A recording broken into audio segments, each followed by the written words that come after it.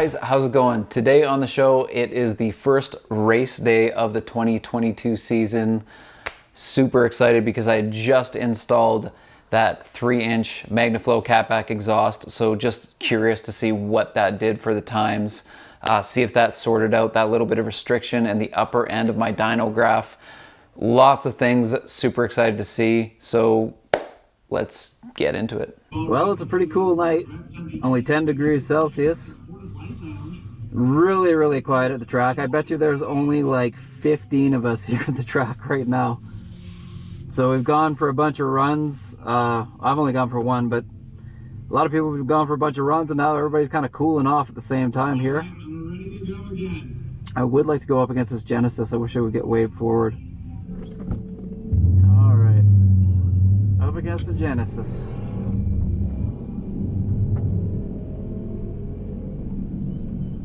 Well, we'll see what happens.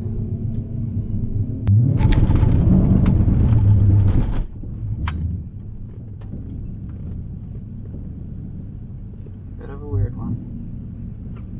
All right. Ooh, not a gentleman at all. That's okay. Oh.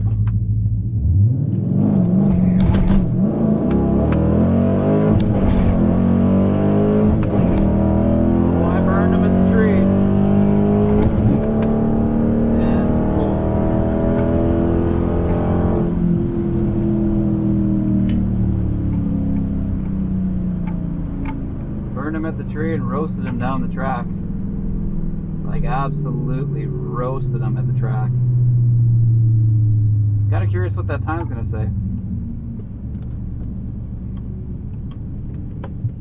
Nice thing about Castrol Raceway right now is they have the app, so immediately I don't have to wait. I can just look and see exactly what I ran. And I love the fact that on the app they have all the weather data there, so I can see what the density altitude is. You can see the humidity, all the stats, so you don't have to look it up. And if your car's running weird or there's a bit of a change as the evening goes on, it's all right on your time slip, so you can see all that. Kind of nice, kind of like it, I'm not gonna lie. So let's take a look and see what that run was. Holy you guys. Oh my god! I ran a 12.9 for the first time at my home track. Oh my god, I know this I know that's not much to most of you guys running around sea level. You're like, so what? But up here we're at 2,300 feet above sea level.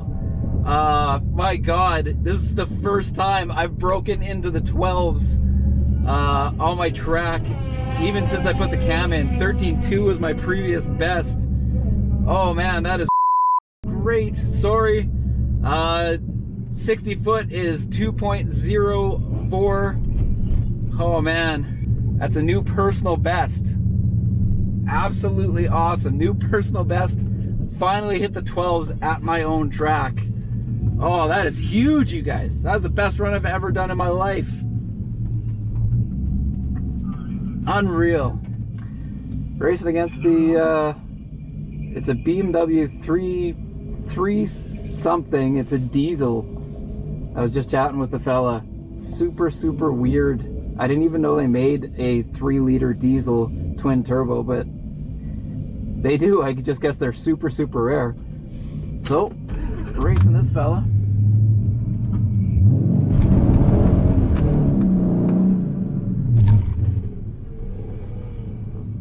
A little bit of heat in those tires.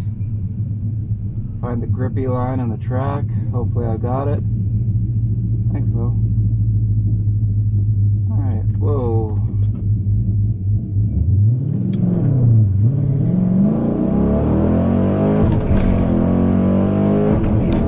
Got him.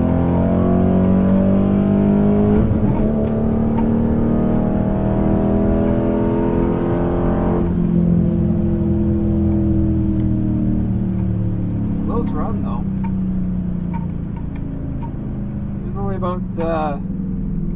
He was only about 2 car lengths behind me or so. So he's moving pretty good. had pretty much identical reaction times. He nailed his reaction time. That was actually a really good run. That was pretty close. That was a fun race. Super, super close. All right. Well, let's see here. That one. See, this is what I love about this app. You can literally pull up your time slip immediately, instantly. See what you ran. Oh, that one was a 13.1. Not sneaking into the 12s on that one. 13.1 at 107.94. So that would have been a personal best, except for the 12.9 I ran. Let's see, what was that? A 2.1 60-foot time, so my 60-foot time wasn't quite as good. Our reaction times between me and that BMW were really, really close. I had a 0.26 and he had a 0.21. So he just slightly beat me on the reaction time, just slightly. We were pretty much right beside each other. All right, just a solo run. All right.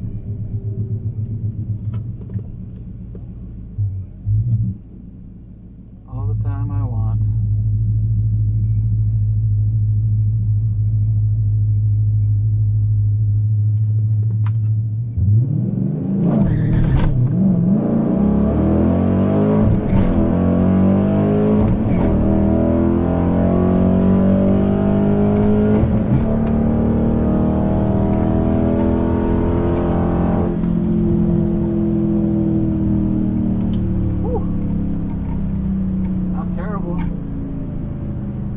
Felt pretty good.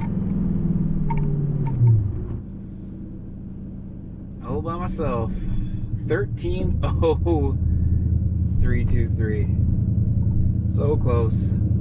Really good 60-foot time again.